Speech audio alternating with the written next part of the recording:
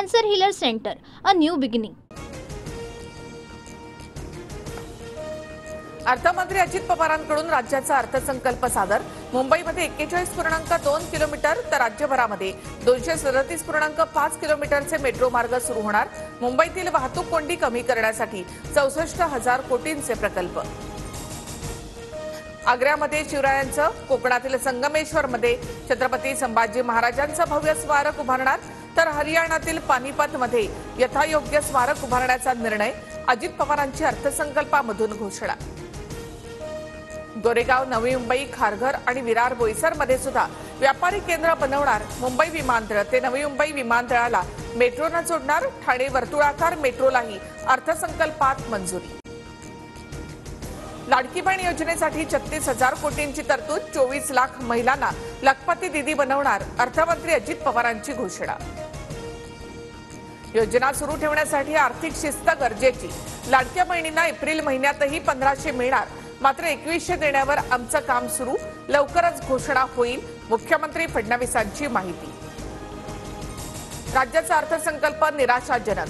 लाडकी बहिणींसाठी 2100 रुपयांची घोषणा नाही। अजित पवारांनी अर्थसंकल्प मांडल्यानंतर विरोधक आक्रमक। लाडक्या बहिणींपेक्षा लाडक्या कॉन्ट्रॅक्टर्सकडे सरकारचं लक्ष। कॉन्ट्रॅक्टर्सनी संपूर्ण अर्थसंकल्प गिळला। महाराष्ट्र खड्ड्यात घालण्याचं काम सुरू। उद्धव ठाकरेंची टीका। अर्थसंकल्प सादर झाल्यानंतर मुख्यमंत्री देवेंद्र फडणवीस आणि उद्धव ठाकरेंची भेट। दोघांकडून एकमेकांना नमस्कार, मात्र एकनाथ शिंदेंकडून दुर्लक्ष। विधानसभा अध्यक्षांसोबतच्या भेटीनंतर महाविकास आघाडीचे नेते आणि फडणवीसांमध्ये बैठक। भास्कर जाधव, जयंत पाटील, नाना पटोले उपस्थित। नार्वेकरांसोबत विरोधी पक्षनेते पदावर चर्चा झाल्याची माहिती। महाकुंभ मेळ्यातील पवित्र स्नानावरून राज ठाकरेंनी उडवली खिल्ली। गंगेच्या दूषित पाण्यावर राज ठाकरेंकडून प्रश्न उपस्थित, तर राज ठाकरे यांच्या भूमिकेबाबत अल्पमतात मुनगंटीवारांची टीका।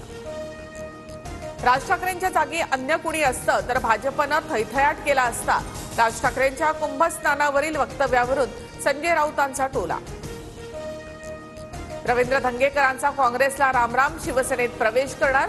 काँग्रेस सोडताना दुःख होतंय। संध्याकाळी 7 वाजता शिंदेंसोबत बैठक। बैठकीमध्ये चर्चा करून निर्णय। धंगेकरांची माहिती। अश्लील कृत्य करणाऱ्या आरोपी गौरव अहुजाची थोड्याच वेळामध्ये शिवाजीनगर कोर्टामध्ये हजेरी। आज पोलीस कोठडी संपल्यानंतर कोर्टामध्ये सुनावणी होणार। नागपुरात तरुणीकडे पाहून तरुणाचे भर रस्त्यामध्ये अश्लील हावभाव। तरुणाला नागपूर पोलिसांकडून अटक। सेंट्रल जेल आणि नेरी परिसरातील धक्कादायक घटना। Cancer Healer Center, a new beginning.